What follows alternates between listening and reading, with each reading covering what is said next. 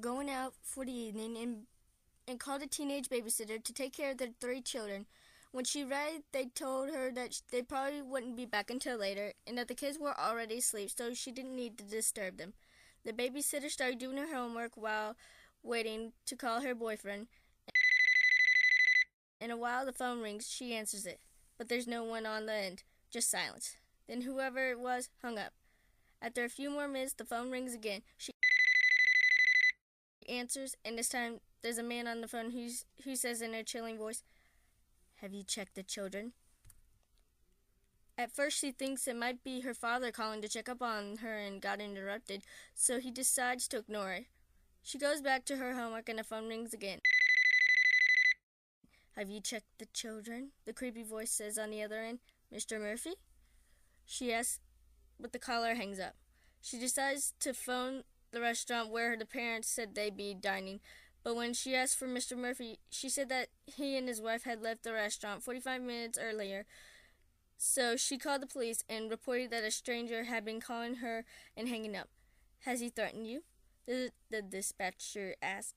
"No," she says. "Well, there's nothing we can do about it. You should try reporting the prank call to the phone company. A few minutes go by and another call. "Why haven't you checked the children?" the voice says. "Who is this?" But he hangs up again. She dials 911 again and says, "I'm scared. I know he's out there. He's watching me." "Have you seen him?" the dispatcher asked. She says no.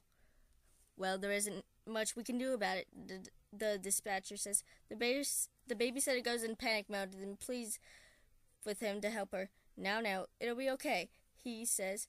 "Give me your number and street address, and if we could keep this guy on the phone for at least a minute, we'll try and trace the call. What was your name again?" "Linda." "Okay, Linda.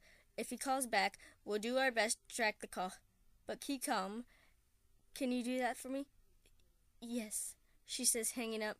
She decides to turn the lights down so she could see anyone outside, and when she gets another call. "It's me," the familiar voice says. "Why did you turn the lights down?" "Can you see me?" she says, panicking. "Yes," he says after a long pause. "Look, you've scared me," she says. "I'm shaking. Are you happy? Is that what you wanted?" "No." "Then what do you want?" "Your blood all over me." She slams the phone down, terrified. Almost immediately, it rings again. "Leave me alone!" she screams, but it's the dispatcher calling back. His voice is urgent.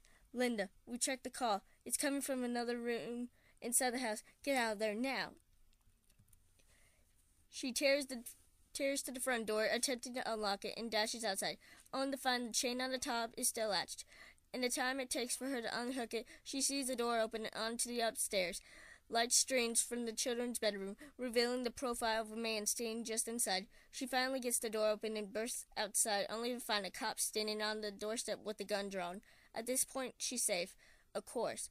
But when the capturer and intruder drag him downstairs in handcuffs, she sees that he's covered in blood. Come to find out, all 3 children have been murdered.